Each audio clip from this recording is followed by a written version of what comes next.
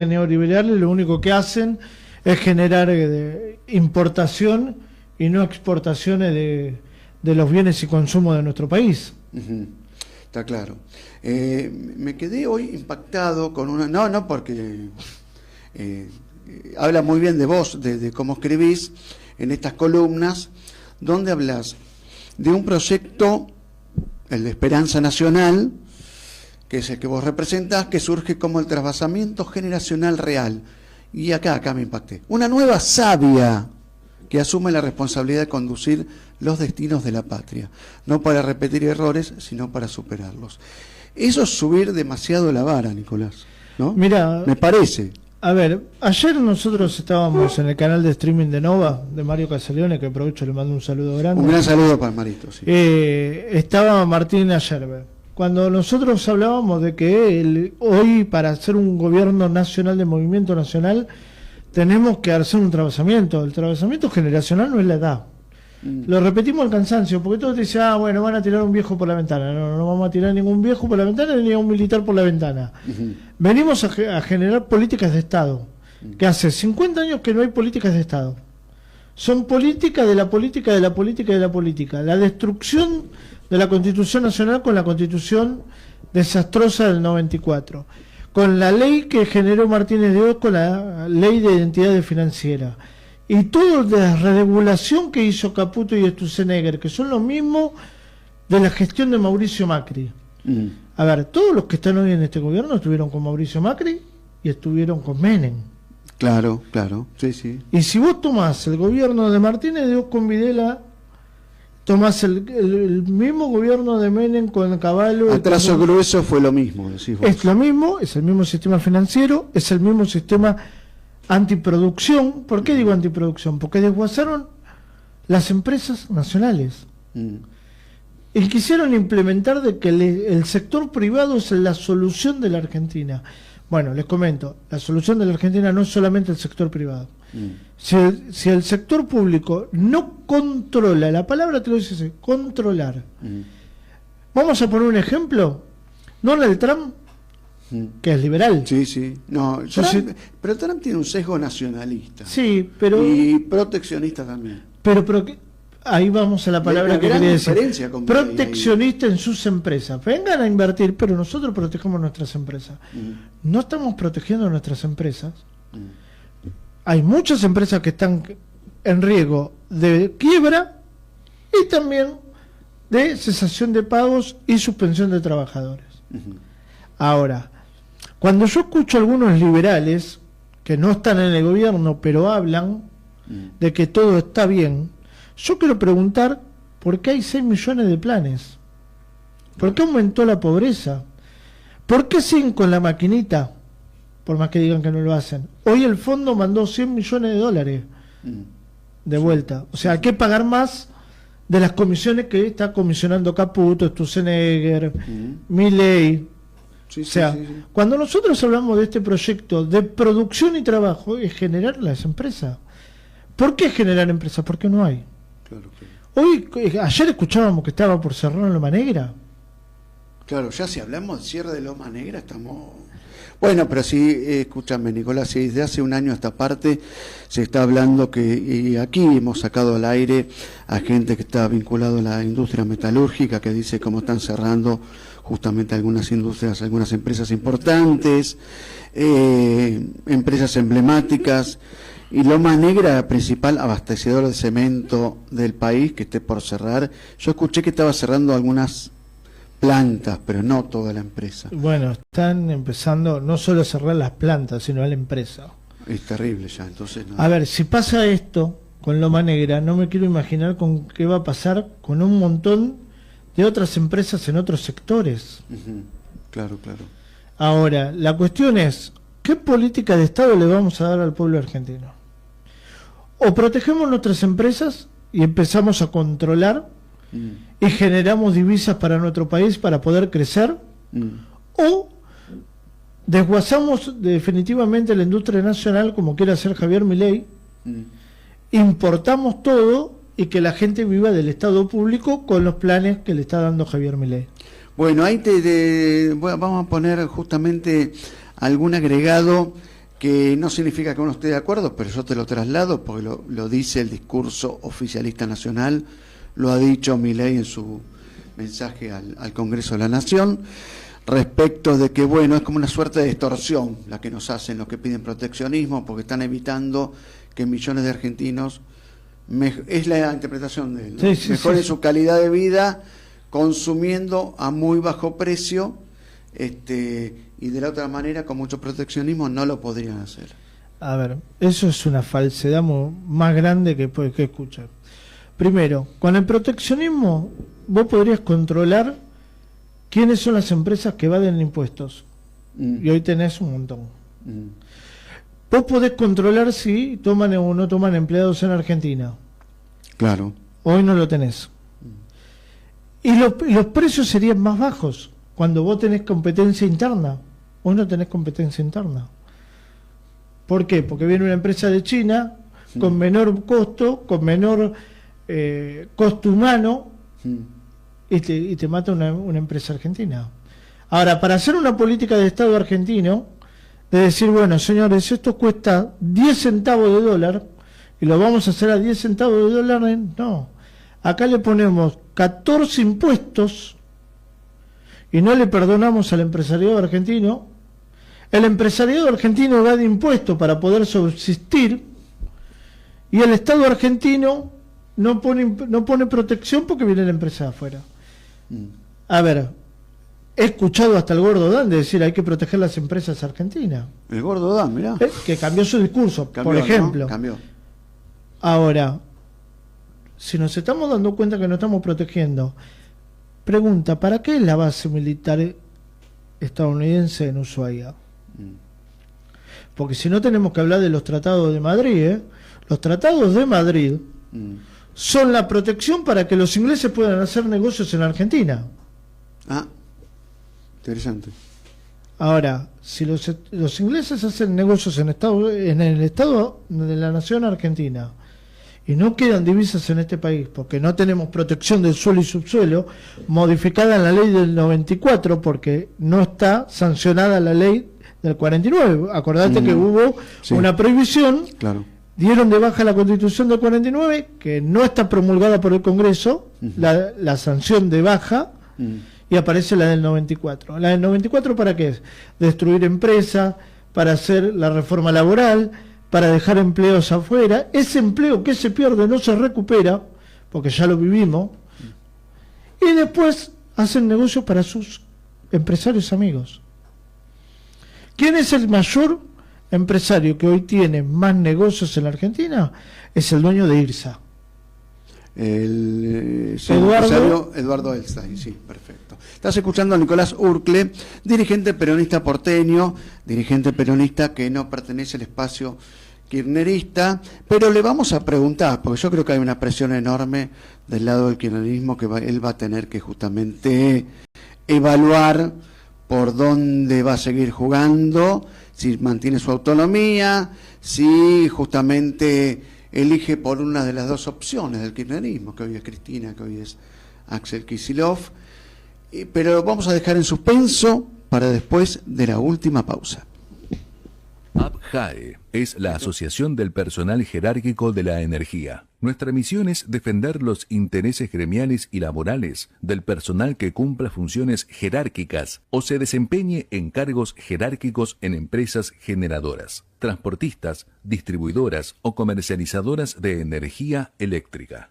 Pueden conocer nuestros beneficios y actividades a través de las redes sociales o la web www.apjae.com.ar. Secretario General Nacional Norberto Manzano. Secretario Seccional Capital Federal Horacio Parisi. Vocesinoticias.com.ar. Un nuevo sitio de noticias para un sector exigente. Con toda la actualidad política, institucional, gremial, cultural y científica en un solo sitio, informate a diario con vocesinoticias.com.ar. Cámara de Diputados de la Provincia de Buenos Aires. Seguinos en nuestras redes sociales y entérate de nuestras actividades. Encontranos en X como @HCDiputados, en Instagram, Facebook, YouTube y TikTok como Diputados BA. También podés visitar nuestra página web y suscribirte a nuestros canales de difusión en WhatsApp y Telegram. El enfoque provincial, todos los jueves en simultáneo con AM 830 del Pueblo.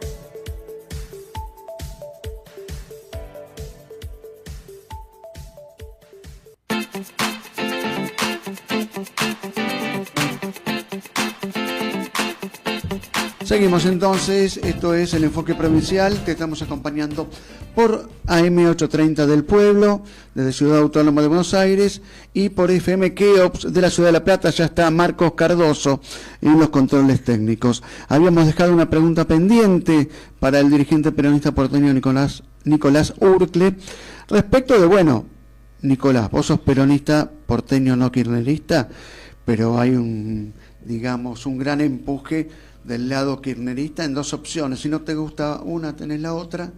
Si no te gusta el sector de Cristina Fernández de Kirchner, te tiene que gustar el de Axel Kicillof. ¿O hay alguna otra alternativa? Va a haber otra alternativa. Voy a tomar una frase que no es mía, que es del gobernador, de ex gobernador Uñac, que es donde tenemos que empezar a armar una nueva conducción. Pero Uñac se declaró dentro del espacio de Cristina Fernández.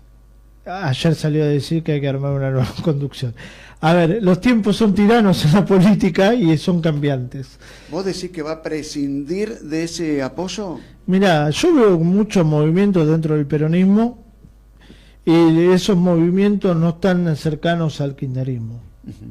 Perfecto. Vamos a compartir este audio que a vos te va a interesar, Nicolás, porque tiene que ver con lo que veníamos hablando en el anterior bloque, el desarrollo empresario. Aquí a muy poquitas cuadras en el Congreso, en la Comisión de Industria, el presidente de la Confederación Económica, CEPBA, Guillermo Ciro, estuvo dando su aporte, su análisis respecto de la actualidad de la industria autopartista. Lo compartimos. Por esta política económica, en donde la industria no ha sido uno de los ejes.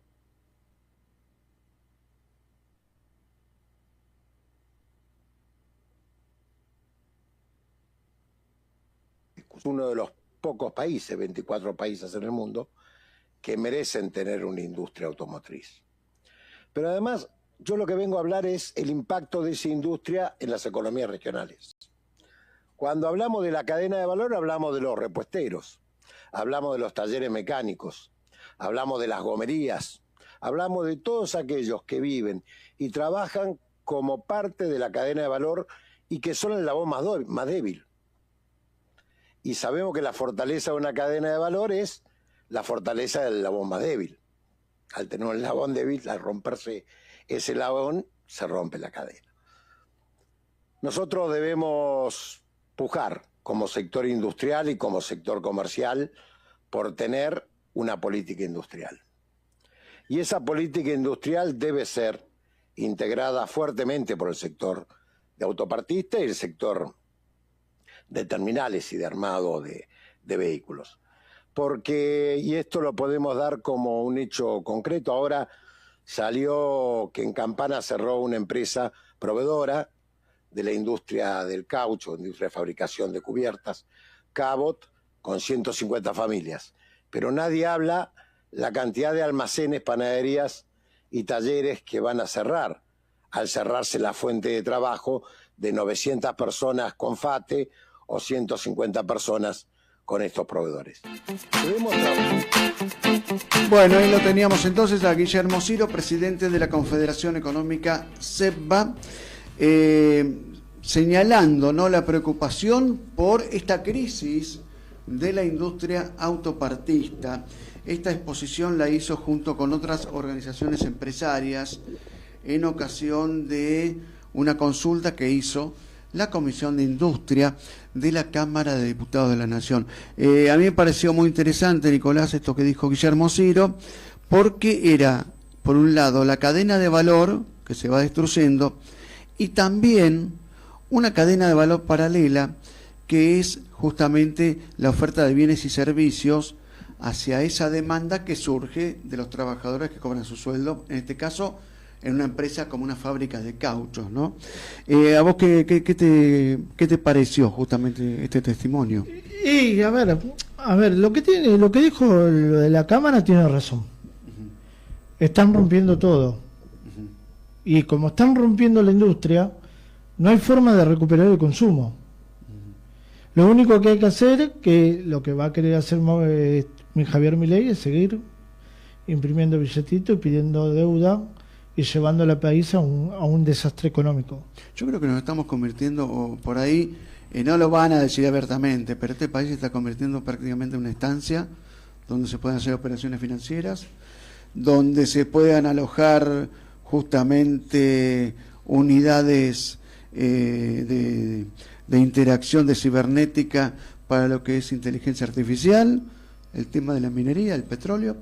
Lo que decía Guillermo Ciro, no salió al aire, pero ahí completaba en su exposición, que duró unos 6 minutos, justamente que todo este universo de trabajadores que es expulsado del mercado laboral no tiene lugar en la economía primaria. Estamos hablando de fabricantes de caucho, estamos hablando de mecánicos del ESMATA, estamos hablando de mucha gente que está capacitada para otros rubros y que no van a encontrar destino en la economía primaria, así se muden a Neuquén, ¿no?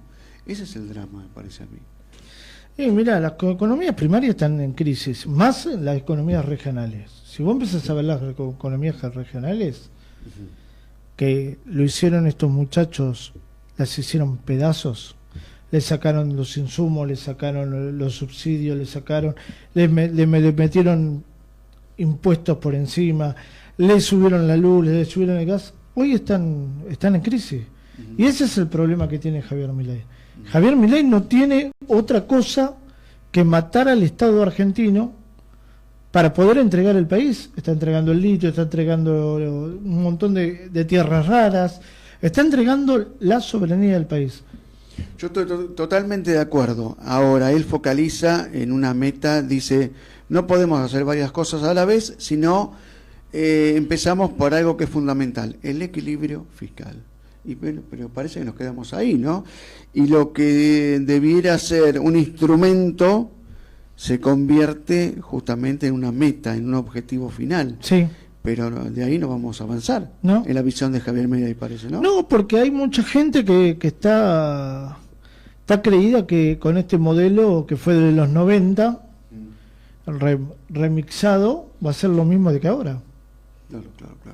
Nicolás, contanos un poquito de lo que anduviste haciendo fuera de la Ciudad Autónoma de Buenos Aires en las últimas semanas, sobre todo después de la primera entrevista que tuvimos aquí en los estudios de AM del Pueblo. Mira, estuvimos recorriendo la provincia de Buenos Aires y aparte tuvimos una charla en Mercedes, donde estuvimos con el ex intendente y 3 veces diputado nacional, Carlos Selva, donde hablamos de política internacional y política nacional. Sobre todo, ¿qué comparten con Carlos Selva en cuanto a pensamiento? Porque yo te digo, cuando me nombraste Carlos Selva, a mí me llamó mucho la atención porque era un hombre que estaba dentro del kirchnerismo en su momento y de repente, bueno, comparte este tipo de espacios, es como que está medio alejado de ese ámbito. A ver, nosotros lo que compartimos es el espanto a Javier Milei. Lo único que hicimos fue una charla meramente hablar de política internacional y política nacional, hablando del problema que tiene este gobierno, hablándole a la sociedad cómo tenemos que volver a tener una política de Estado como movimiento nacional, de unidad. Cuando hablamos de la unidad, no es la unidad de juntar dirigentes nomás, hay que tener una concepción. ¿Cuál es el país que queremos? ¿Cuál es la política interior que queremos? ¿Una política de exterior que queremos? No entiende cuál es la política internacional. Claro. Carlos Selva fue intendente de Mercedes. Creo que la hija está de diputada nacional, ¿no? Ella comparte el mismo espacio con ustedes. No estuvo con nosotros en la charla, pero sí está en la Cámara de Diputados. Claro. Está en la Cámara de Diputados. Contanos un poquito de qué expusiste, sobre todo en materia de política internacional. Mira, política internacional, lo que hablamos nosotros fue el Estrecho de Hormuz, que es un conflicto que parece no acabar. ¿Por qué? Porque primero Donald Trump está en el capricho de que no enriquezca uranio más del 90% Irán. Sí. ¿Por qué? Porque si enriquece el uranio más del 90%, lo que puede llegar a pasar es que arme una bomba nuclear. Sí. Lo que no quiere Estados Unidos es que un país no viene del mundo árabe, porque es persa, sí, es de origen persa, tenga una bomba nuclear. Claro. Ahora, ¿es solamente por el uranio enriquecido o es porque quiere tener los pozos petrolíferos de Irán? Bueno, dicen que esa es la verdadera hipótesis de trabajo. Y la más coyuntural, que yo sigo justamente algunas fuentes, es que Trump no tiene ningún temor en correr riesgos impresionantes si eso le provoca pingües ganancias, porque dicen que cada vez que amenazaba a Irán y sabía que subía el barril de petróleo, el tipo hacía transferencia de información clasificada, y cuando jugaba que se iba a acercar sabía que bajaban los títulos para recomprar, para que suba cuando él volvía a amenazar a Irán. Esa es otra hipótesis, ¿no? No sé si la seguiste. Y, a ver, Irán hoy tiene un problema grande. El 80% de todo el petróleo pasa por el estrecho de Hormuz. Sí. ¿Qué logró Donald Trump? Que se prepararon para hacer los petroyuanes, para que el nuevo orden mundial empezara a emerger.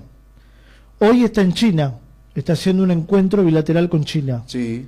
Bueno, ¿qué le fue a pedir a China? Que por favor no le saque los bonos que tiene de la toma de deuda de los Estados Unidos. Bueno, recordemos, China es el principal tenedor de bonos del Tesoro de China. Estados Unidos. ¿Sí? En vez de contestarle con problemas bélicos, ataques y demás, China sabe dónde está el punto débil de Claro, Estados Unidos. saca los bonos que de toma de deuda de los Estados Unidos y se cae el dólar para siempre. Claro. Ese es el gran conflicto que tiene con China, con Irán, con Rusia, con los BRICS. Y entonces Trump tuvo un A gran ver, error de cálculo cuando van? amagaba en su momento que provocaba a China con un montón de cosas. A ver, ¿dónde se va a anclar Donald Trump? En la Latinoamérica. ¿Por qué en la Latinoamérica? Porque quiere hacer la teoría de Monroe.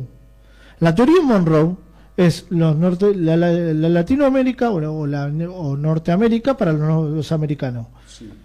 Muy bien. ¿Dónde va a poner la base? En Ushuaia.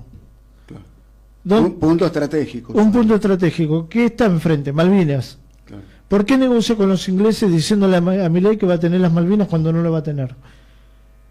Porque el punto estratégico con dónde entrar es en la Antártida. Claro. Y de paso controlan el segundo gran paso de los barcos a nivel internacional. En el Pacífico Sur. Cae el Tratado del Norte para hacer el Tratado del Pacífico Sur. No, porque aparte los barcos de gran calado, muchos de ellos tienen que pasar sí o sí por el Pacífico Sur, por la parte sur, por Ushuaia.